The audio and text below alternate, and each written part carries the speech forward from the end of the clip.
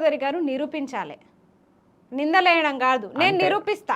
నేను ఒక విషయం చెప్తా. ప్రియా చౌదరి గారే ఒక్కళ్ళే కాదు, ఇప్పుడు మేము ఆ వీడియోలు చూసిన వాళ్ళం అందరం, ఎగ్జాంపుల్ నా గురించి కూడా నేను చెప్తా. ఇప్పుడు అట్లాంటి మా ముస్లిం మత పెద్దలు ఉమ్మినప్పుడు నాకు ఒక డౌట్ వచ్చింది. అంటే ఎక్కడ ఉమ్మిరు? కోడి మీదనా? కోడి మీద కాదు, అంటే ఇట్లా వీడియోలు చూసినప్పుడు ఈ బాటిల్ వేరు కదా, వీళ్ళు బాటిలో ఉమ్ముసురు అని అంటే వాళ్ళు భారతదేశానికి చెందిన వ్యక్తులు కాదు, అట్లాంటి వాళ్ళని వ్యతిరేకించండి అని నేనే చెప్తున్నా. సరే మీరు అంటున్నారు కదా, ఇంకో వీడియో కూడా నేను చూసిన. అంటే మొత్తం ఏదో కర్రీ సంథింగ్ ఏదో వండినాక అది గంట తెచ్చి ఇట్లా వేస్తే ఉఫ్ అని ఉమ్మేయడం జరిగింది, మళ్ళీ అది తీసుకెళ్ళి అందులో కలపడం జరిగింది.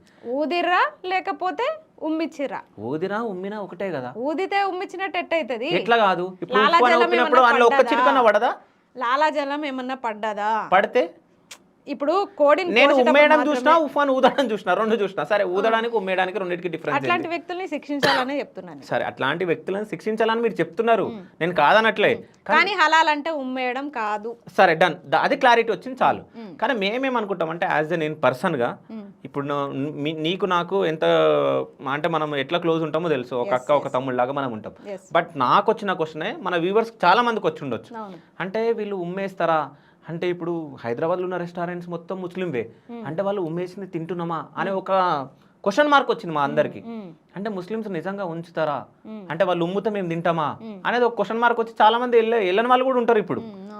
సో అంటే మీలాంటి వాళ్ళు వచ్చి దానికి చెప్పాలి అసలు నిజంగా ఉమ్మేయడమా ఏందని చెప్పే ప్రయత్నం అదే. హలాల్ అంటే ఉమ్మేయడం కాదు.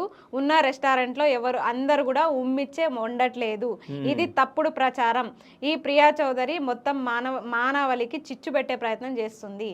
ఇంకా దీన్ని ఎక్కువ చేస్తే మాత్రం దౌడ వగులుతుంది, ఖచ్చితంగా దౌడ వలగొడతాను నేనైతే పోయి. ఎందుకంటే అసలు మా దాంట్లో అలా లేదు. ఎవరో అసలు భారతదేశానికి చెందని వ్యక్తి ఇక్కడ వచ్చి ఇచ్చేస్తుంటే ప్రభుత్వాలు చూసుకోవాలి. ఎవడో నాన్ లోకల్ వచ్చి ఇక్కడ పెత్తనం చేసి వాడు ఉమ్మిస్తున్నాడా, వాడు ఏదో కలిపి మొత్తం అందరినీ చంపే ప్రయత్నం చేస్తున్నాడా, మర్డర్లకో లేకపోతే కిడ్నాప్లకో దారి చేస్తున్నప్పుడు అప్పుడు మీరు ఏం చేయాలి? ప్రభుత్వాలు జాగ్రత్త పడాలి. వాడు ఇంత సెక్యూరిటీని దాటుకొని ఇక్కడ వచ్చి అంత అరాచకాలు చేస్తున్నాడంటే ఇక్కడ మేము మతం పరంగా వాడిని అయితే వెనకేసుకొని రాము. ఖచ్చితంగా భారతదేశం పట్ల మాకు గౌరవం ఉంది కాబట్టి ఖచ్చితంగా అట్లాంటి కుల మతాలు చూడకుండానే వాడిని నరకాలనే చెప్తున్నా నేను. అట్లాంటి నరికేయండి.